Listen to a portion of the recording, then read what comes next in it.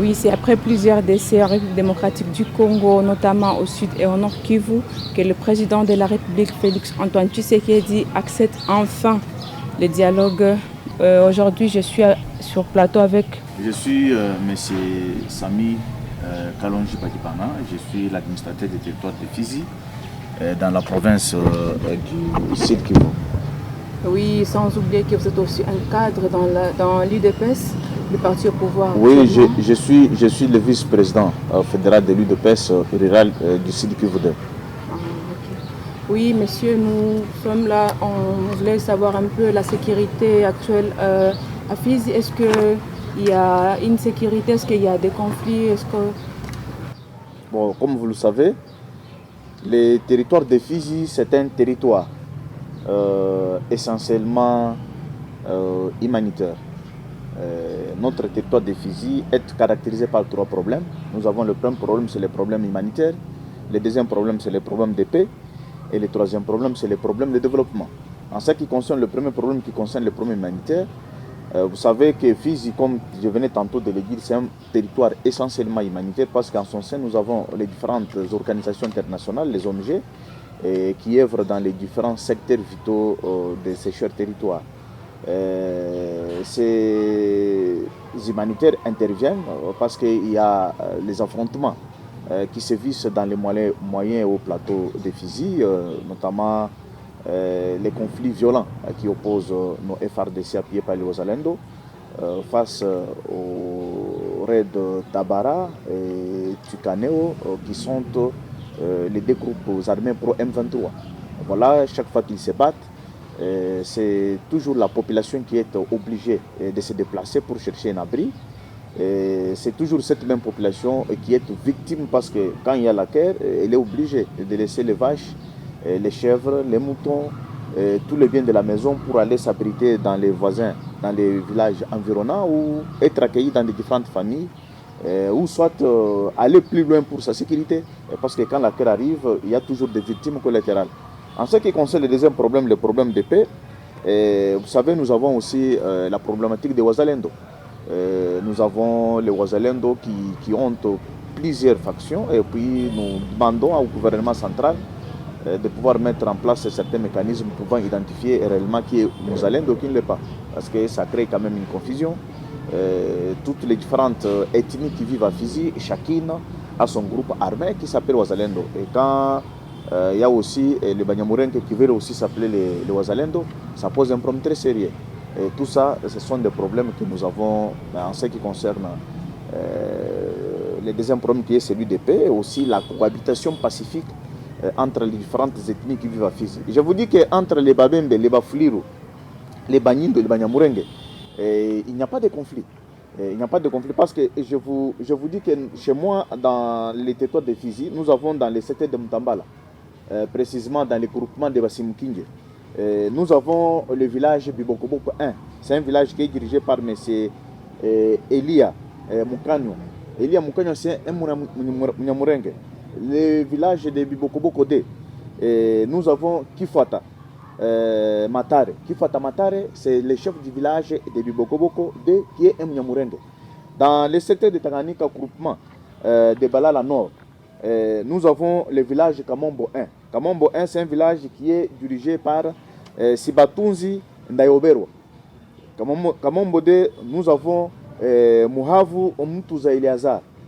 Dans le secteur de Mutambala, groupement de Basimukuma Sud, nous avons Kiunga, qui est un village dirigé par Rondoviko.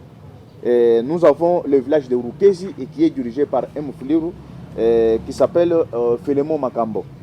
Dans le secteur de Lulenge, précisément dans le groupement de Bachimunyaka Sud, nous avons le village Bibwe, est dirigé par Kakuru Moya.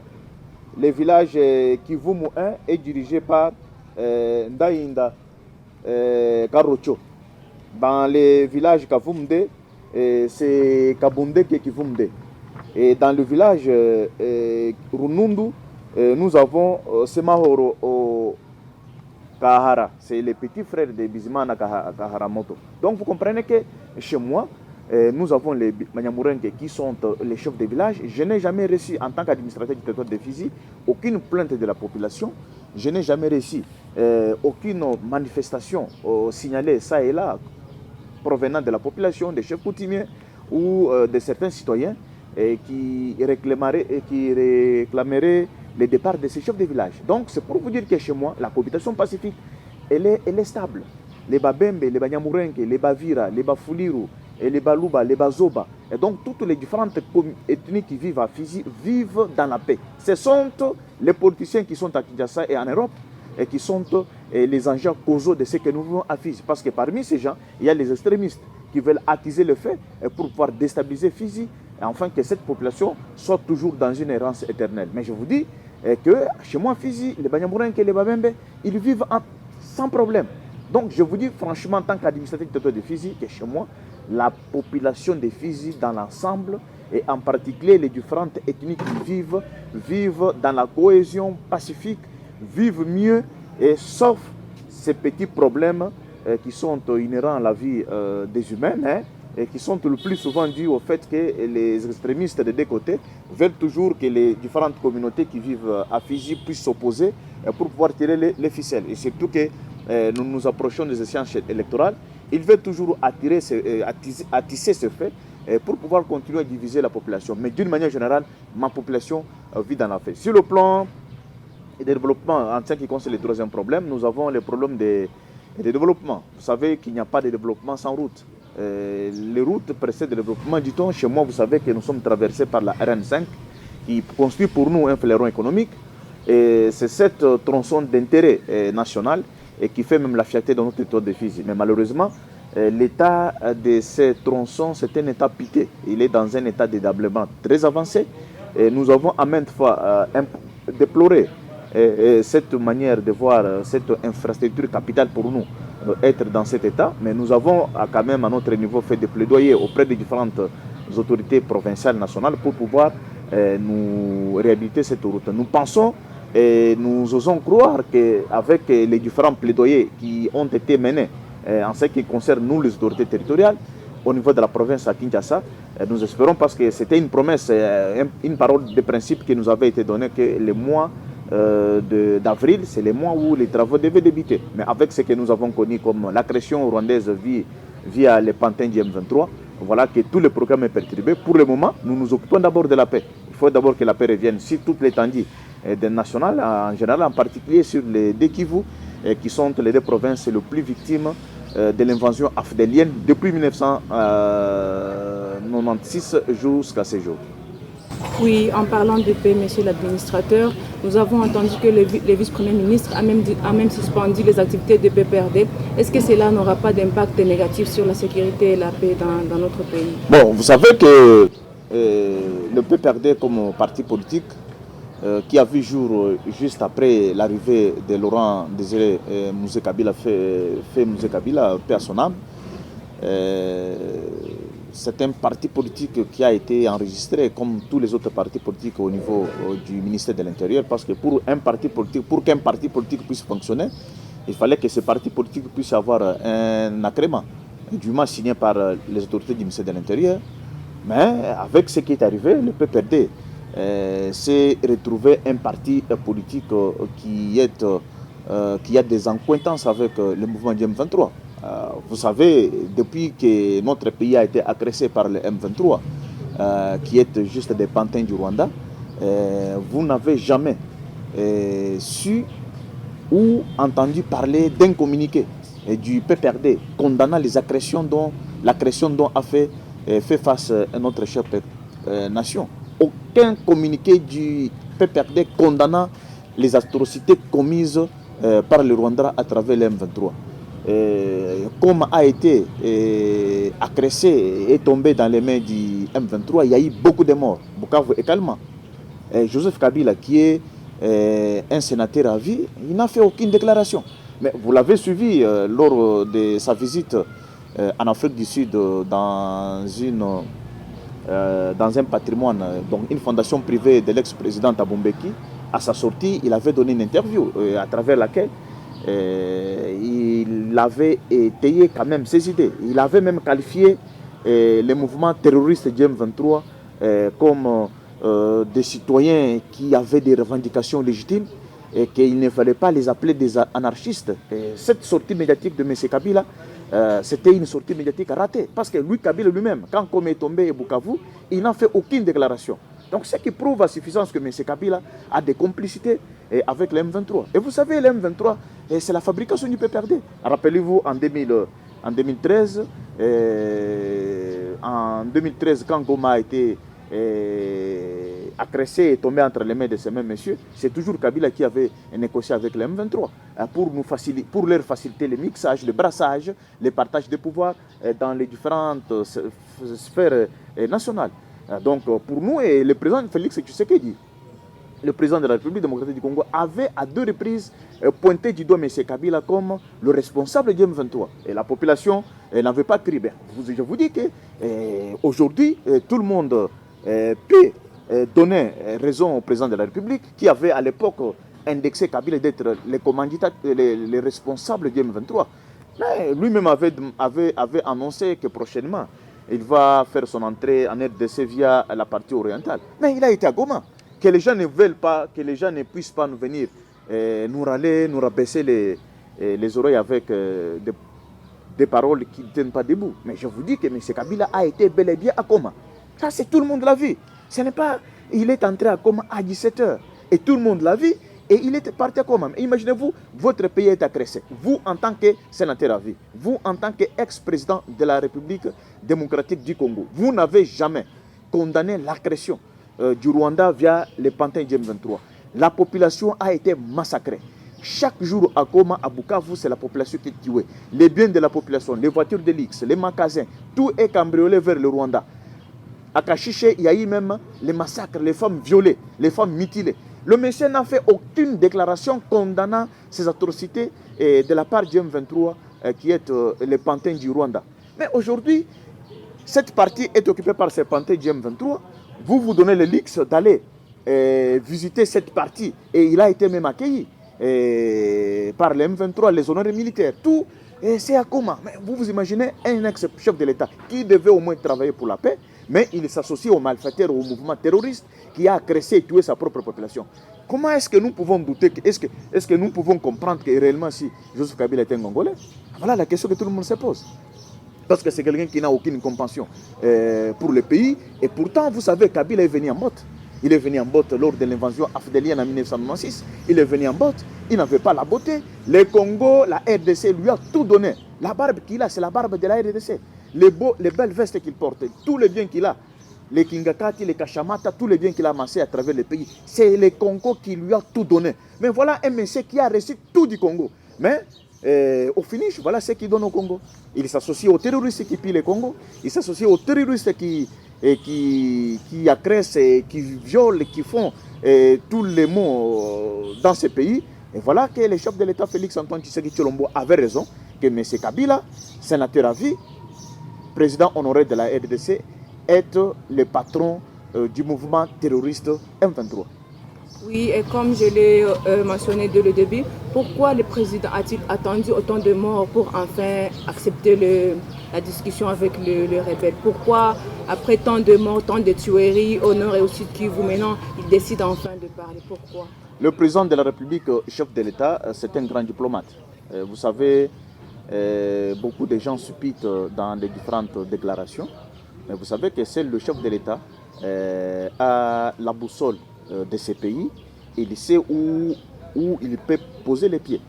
Le président de la République n'a pas accepté le dialogue avec les M23. Non, que les gens ne vous trompent pas. Parce que le chef de l'État, Félix Antoine Tshisekedi Tshilombo, a toujours demandé un dialogue direct avec le Rwanda. Ce n'est pas avec les M23.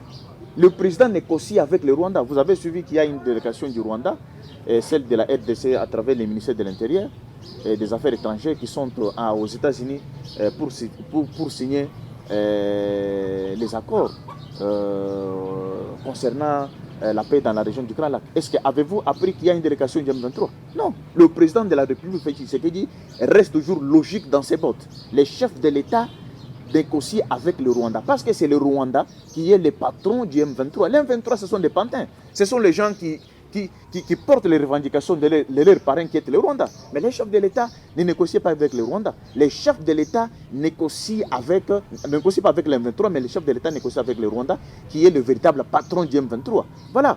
Donc, ce n'est pas que les chefs de l'État a attendu que les gens soient tués, violés, tout ça pour négocier. Non. Les chefs de l'État, dès le début de la prise de Bunagana, étaient toujours mouridikistes dans ces décisions.